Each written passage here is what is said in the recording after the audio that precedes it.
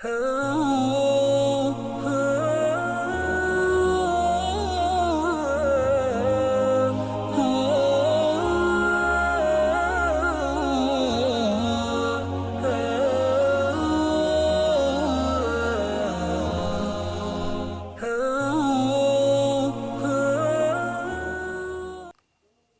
علیکم ورحمۃ اللہ وبرکاتہ۔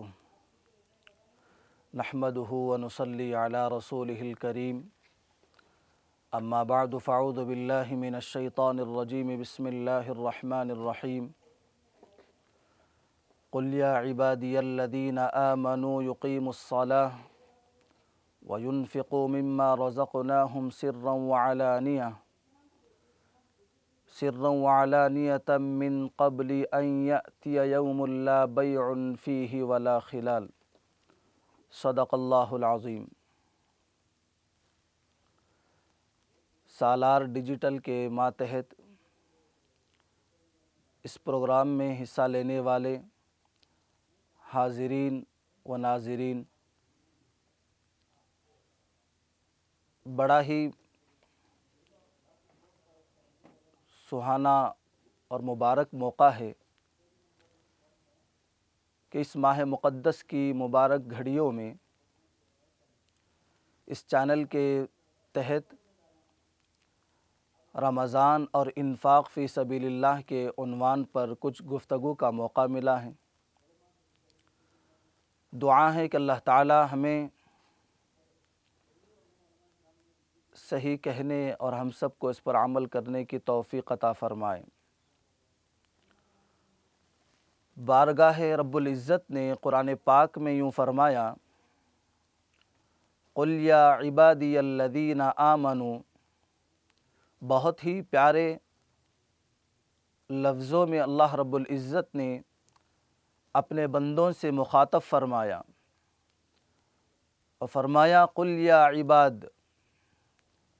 پہلے تو یوں فرمایا کہ اے میرے بندو، لیکن اس سے آگے سونے پر سہاگا اللہ تعالیٰ نے اللہ پر اور یوم آخرت پر ایمان رکھنے والے، رسالت پر ایمان رکھنے والوں سے مخاطب فرمایا، قل یا عبادی الذین آمنوا۔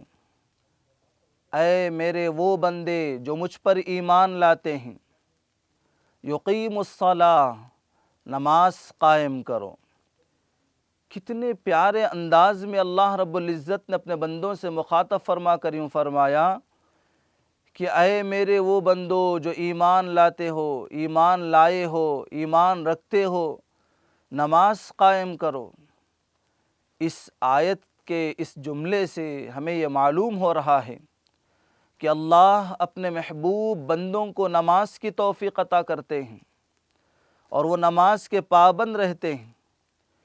یہ وہ ماہ مقدس ہے جس ماہ کے اندر ہر کس ناکس، ہر غافل لاپرواہ بھی اللہ کے حضور دربار میں حاضر ہو کر اپنی پیشانی کو اللہ کے حضور سجدہ ریز کرتا ہے۔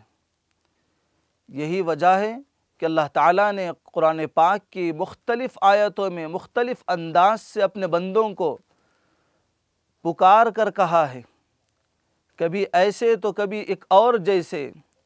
جب بندے یہاں پر پہنچتے ہیں تو بندوں کی نماز کے خشوع و خضوع پر بھی اللہ نے فرمایا، الذین هم فی صلاتهم خاشعون۔ تو اللہ تعالیٰ نماز پر جب بات کرتے ہیں تو نماز کے خشوع و خضوع پر بھی اور اپنی حاضری پر بھی، اور اس سے آگے بڑھ کر اللہ کے حضور جو 100% اللہ کو حاضر ناظر جان کر اللہ کے یہاں کھڑے ہو کر قیام کرتے ہیں، رکوع کرتے ہیں، سجدہ کرتے ہیں، ان کی بھی اللہ رب العزت نے تعریف فرمائی، رکعا سجدا۔ آگے اللہ رب العزت نے آیت کے اندر یوں فرمایا، یقیموا الصلاۃ وینفقوا مما رزقناہم، کہ اللہ کے بندے وہ ہیں جو اللہ ہی کی دی ہوئی نعمت سے وہ خرچ کرتے ہیں، اور خرچ کرنا اللہ کو بہت پسندیدہ چیز ہے۔ اسی لیے حدیث پاک کے اندر آیا ہے کہ جب بندہ صبح کرتا ہے تو ایک فرشتہ اعلان کرتا ہے، انفق ابن آدم ينفق علیک، کہ تو خرچ کر اور تیرے خرچ میں بڑھا دیا جائے گا، مطلب تیرے مال میں بڑھوتری ہو جائے گی، تو یہاں جتنا خرچ کرتا جائے گا اللہ کے خزانوں سے اتنا ہی تجھے آتا جائے گا۔ حتیٰ کہ اللہ رب العزت نے یوں فرمایا، مثل الذین ينفقون اموالهم فی سبیل اللہ۔ کبھی اللہ تعالیٰ اس آیت کے ذریعے سے یوں فرما رہے ہیں، کمثل حبۃ انبتت 7 سنابل فی کل سنبلۃ 100 حبہ۔ اس آیت کے اندر اللہ رب العزت نے اپنے بندوں کو مخاطب کر کے اور بندوں کے مال اللہ کی راہ میں خرچ ہونے پر فضیلت بتلائی اور کہا کہ دیکھو اللہ رب العزت تمہارے مال کو خرچ کرنے پر کیا تمہیں اجر عطا کرتے ہیں اور تمہیں کیسا بدلہ عطا کرتے ہیں، کیسی نوازشیں ادا کرتے ہیں۔ تو اللہ تعالیٰ نے فرمایا کہ ایک دانہ ہے اور اس دانے سے پودا اگ رہا ہے اور اس پودے سے بالیاں نکل رہی ہیں اور اس بالی میں 7 بالیاں ہوں اور ہر بالی میں 100 دانے ہوں، تو اللہ رب العزت فرماتے ہیں کہ اس 7 بالیوں کے اندر سے جو 100 دانوں ایک بالی کے اندر ہو تو 700 ہو گئے۔ تو اللہ تعالیٰ جب دینے پر آتے ہیں بندے کا اخلاص دیکھتے ہیں، اور بندہ جب اللہ کے بندوں پر مخلص بن کر بغیر ریا کے، بغیر شہرت کے اور بغیر کسی بندے کے سامنے کی اونچ نیچ کو دیکھے بغیر خرچ کرتا ہے تو اللہ تعالیٰ اسے 700 گنا اجر عطا فرماتے ہیں۔ اللہ تعالیٰ فرماتے ہیں ایک جگہ کہ من جاء بالحسنۃ فلہ 10 امثالھا، کہ بندے کو جب اللہ تعالیٰ دینا چاہتے ہیں تو 1 کا 10 دیتے ہیں۔ لیکن یہ ماہ مقدس نیکیوں کا سیزن ہے، اس نیکیوں کے سیزن میں اللہ تعالیٰ کی رحمت نچھاور ہوتی ہے اور برستی ہے، تو اللہ تعالیٰ اپنی اس مبارک مہینے میں لٹانے والوں پر اللہ تعالیٰ جتنا چاہتے اتنا عطا کرتے ہیں۔ آگے اسی آیت کے اندر جہاں پر ایک بالی کی مثال دیے، پھر اس کے اندر کے دانوں کی مثال دیے، 700 گنا جہاں فرمائے، اللہ آگے فرماتے ہیں واللہ یضاعف لمن یشاء۔ جب اللہ دینے پر آتے ہیں تو ان گنت دیتے ہیں۔ یہ بندے کے اخلاص پر ہے، اس لیے ہم سب کو چاہیے کہ ہم سب اس ماہ مقدس میں ہم اللہ کے راہ میں خوب لٹانے والے بنیں، ہمارے در پر آنے والا کوئی خالی ہاتھ واپس نہ جائیں۔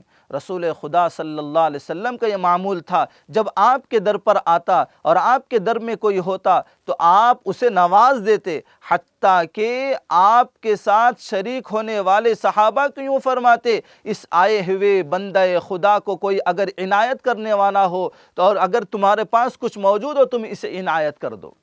تو اتنی سخاوت تھی رسول خدا صلی اللہ علیہ وسلم کے اندر، اسی لیے فرمایا کہ سخی اللہ کا محبوب بندہ ہوتا ہے اور وہ بندوں سے قریب ہوتا ہے۔ اللہ سے دعا ہے کہ اللہ تعالی ہمیں کہی سنی باتوں پر عمل کی توفیق عطا فرمائے، خوب انفاق فی سبیل اللہ عطا فرمائے۔ آمین وآخر دعوانا ان الحمد للہ رب العالمین۔